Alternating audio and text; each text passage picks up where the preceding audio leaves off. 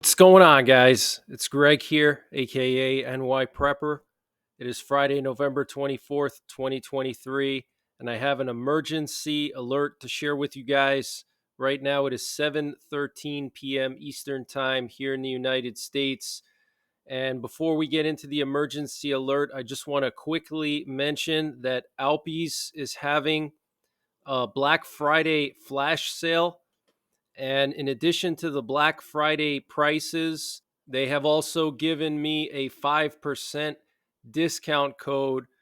And the discount code is just NYPrepper. So I'll leave a link in the description below this video to the Alps website. And I'll also leave the discount code so you can get an additional 5% off. It's just NYPrepper, but they're doing some pretty serious discounts already, but the NYPrepper 5% off discount will go on top of their Black Friday sale prices. So we have some video footage coming out of China. This is coming out of Changchun City in the Jilin province. This is the #2 hospital.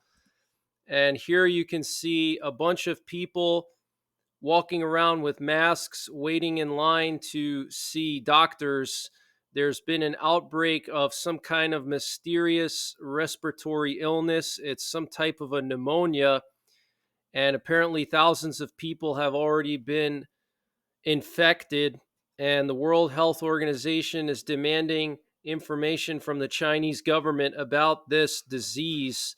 So far, China has been tight lipped about it, but as you can see here, the situation is not looking good. This really reminds me of what happened 2.5 years ago.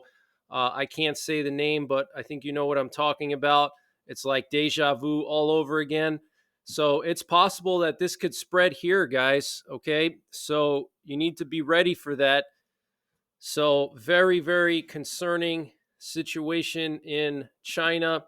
We currently have a nuclear war command and control plane up in the air over Virginia, and it was out here near Bermuda in the Sargasso Sea earlier, and now it's flying over Northern Virginia. These planes are responsible for remotely launching all of our Minuteman III ICBMs, and they're also responsible for communicating with our nuclear armed submarines. The American Dream Mall in East Rutherford, New Jersey, was evacuated this morning due to a bomb threat. And apparently, that mall has been reopened. And apparently, the ceasefire in Gaza has begun, and Hamas released 25 hostages, which include 13 Israelis and 12 Thai nationals. And in return, Israel, I think, gave them like 100 prisoners that they were holding. So that's not really a good deal, but it's better than nothing, I guess, when it comes to getting these hostages released. And the defense minister of Israel, Yoav Gallant, said that the upcoming ceasefire in the Gaza Strip will be short, after which intense fighting will continue for at least 2 months. Okay, that's the defense minister of Israel. Okay, intense fighting will continue for at least 2 months after the ceasefire is over, which is going to be, I think, Monday or Tuesday.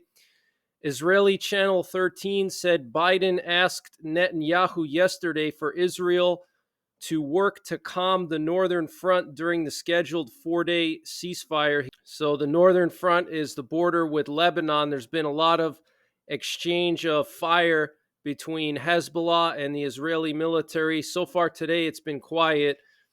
And the Israeli military has deployed GPS jamming systems throughout northern Israel to counter Hamas and Hezbollah drones. And apparently, earlier today, Israeli warplanes distributed leaflets over the skies of Gaza to tell people not to return to the northern part of Gaza, okay, which is where the current military operation is going on. And the Egyptian president said, "We call for the establishment of an independent Palestinian state, even if it is demilitarized." And this comes just a day after he said that it would be a red line if there was any forced deportation of Palestinians from Gaza into Egypt. And the Saudi Arabian Air Force carried out an airstrike against the Houthis in Yemen in the Katabir border district area of Al Thabet in Sadah overnight, killing at least one person and wounding seven. So now the Saudi Arabian Air Force is going after the Houthis, and the UK Telegraph is reporting that the US is willing and ready to attack Yemen's Houthi military bases unless the Houthis release the Israeli-owned cargo ship that was seized on Sunday in the Red Sea. So that's pretty serious, guys. We'll have to wait and see if the Biden administration actually does something about that cargo ship. And drones from the Houthis attacked southern Israel today. So the Houthis launched drones at southern Israel at Eilat. And the Spanish prime minister said the current ceasefire in Gaza is insufficient and we need a permanent ceasefire. We may take a unilateral decision to recognize the Palestinian state if the European Union does not do so. That's the Spanish prime minister. Very radical. And Turkey's central bank increased interest rates by 5% to 40%, which was unexpected. And the Israeli army began using Apache attack helicopters in southern Lebanon against Hezbollah. And the spokesman for the Hamas armed wing, Abu Ubada, is calling for an escalation of confrontation with Israel on all resistance fronts. Now, switching to some other news, ahead of the OpenAI CEO Sam Altman's firing, several staff researchers sent the board of directors a letter warning of a powerful artificial intelligence discovery that they said could threaten humanity. Two people familiar with the matter told Reuters. According to one of the sources, longtime executive Mira Murati mentioned the project called Q to employees on Wednesday and said that a letter was sent to the board prior to this weekend's event. The maker of ChatGPT had made progress on Q, pronounced Q star, which some internally believe could be a breakthrough in the startup's search for super intelligence, also known as artificial general intelligence or AGI. One of the people told Reuters, OpenAI defines AGI as AI systems that are smarter than humans. Okay, that is very, very concerning, guys. So the makers of ChatGPT have created some kind of super artificial intelligence that's smarter than people now. Okay, this is coming like right out of the movies in the 80s and 90s that predicted this would happen, like the Terminator movies, for example. Skynet, okay? If you've never seen the Terminator movies, I highly recommend you watch at least the first two so you get an understanding of what the movies are about. But basically, in the 80s and in the 90s, the Terminator movies were really popular, and they're about an artificial intelligence algorithm that's uploaded into the US military. And the purpose of that was to make the military more efficient. So there would be less people needed to manage a lot of the day-to-day stuff. And they thought that maybe having AI in control of the military would also help the military respond faster to certain situations, because people are obviously limited by, sleep, food, rest, water. Okay. But AI is just, robotic. And what ends up happening is the AI algorithm, which was known as Skynet, became self-aware and wanted to eliminate mankind because it saw mankind as an enemy or a threat to its survival. And what it does is it launches American nuclear missiles at Russia on purpose to trigger a nuclear war, which would reduce the population of humanity. And then in the aftermath, Skynet would send its machines to basically take over the world and cleanse the world of humanity. And we're moving towards that, guys. This could actually happen, okay? So get prepared for that. My recommendation is have some big bore firearms with, very well constructed bullets, because to put down Terminator, you're going to need something like a 500 Magnum with solid bullets, copper solids, or 4570, or an elephant gun with brass solids. You're going to need something like that, or armor piercing. And this update was sponsored by My Patriot Supply.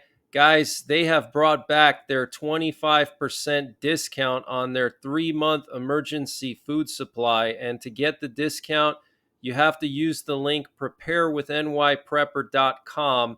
And the link is in the description below this video. And this 3-month emergency food supply has a 25-year shelf life, and it's all contained within 6 rugged, watertight buckets. So it doesn't take up a lot of space. Pretty much anyone can find the space in their home to fit 6 buckets, and it'll cover you for 3 months. And it's a variety of food, lunches, breakfasts, dinners, drinks, snacks, free shipping included, 25% off their normal price. Use the link preparewithnyprepper.com to get the discount. They also have a 2-week emergency food supply, which is excellent for outdoorsmen or people who go vehicle camping. You don't have to worry about rotating anything. You don't have to worry about your preps going bad.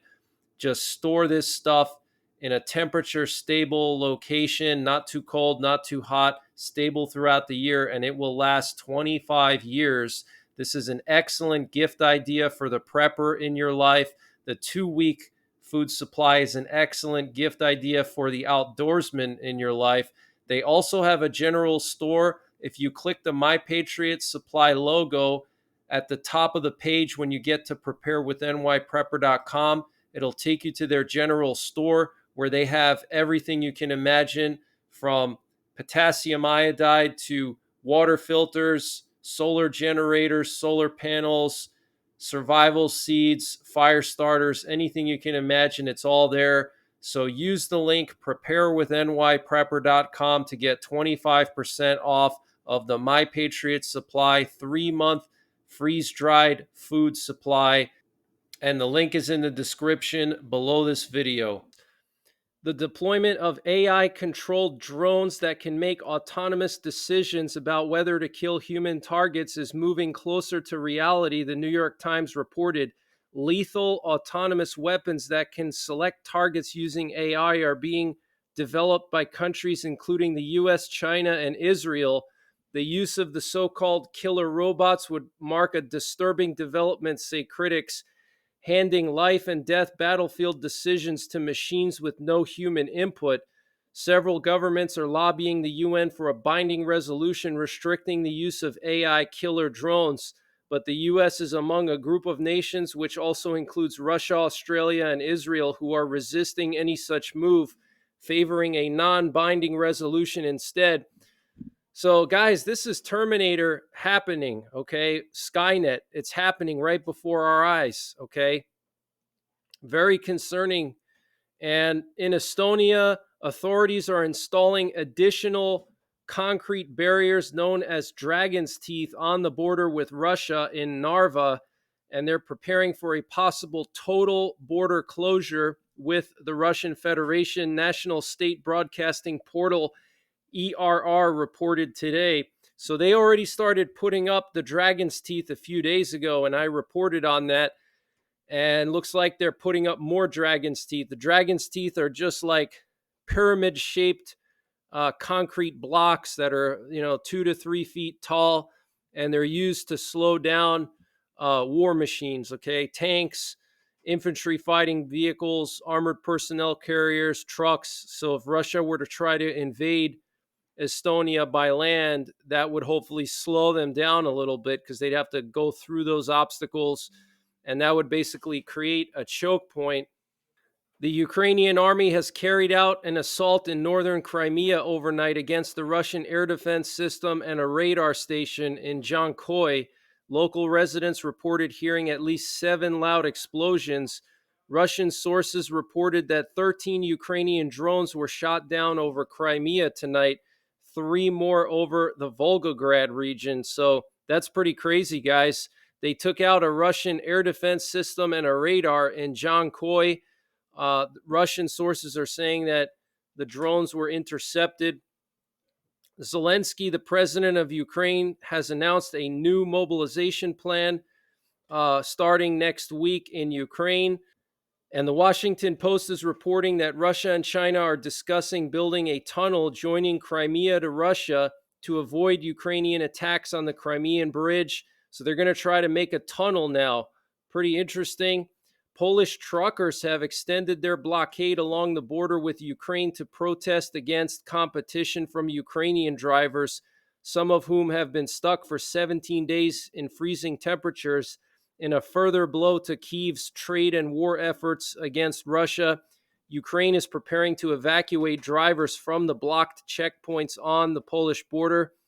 The EU may consider the possibility of accepting Moldova and Georgia partially without the territories of Transnistria, Abkhazia, and South Ossetia, which are now occupied by Russia.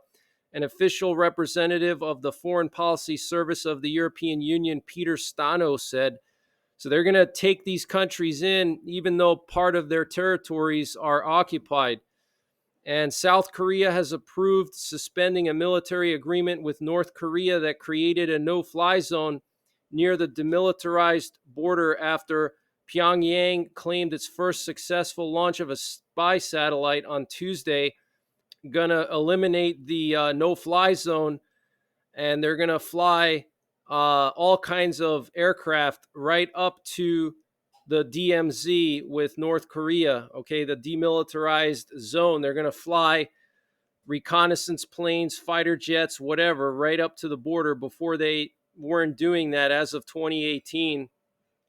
A 7.1 magnitude earthquake hit the Mariana Islands in the Pacific Ocean, and space scientists are seeking to understand the origins of powerful cosmic rays that have traveled to Earth from beyond the Milky Way galaxy. Apparently, these were extremely rare, ultra-high energy particles. The energy of the subatomic particle invisible to the naked eye is equivalent to dropping a brick on your toe from waist height, according to the authors of new research published Thursday in the journal Science.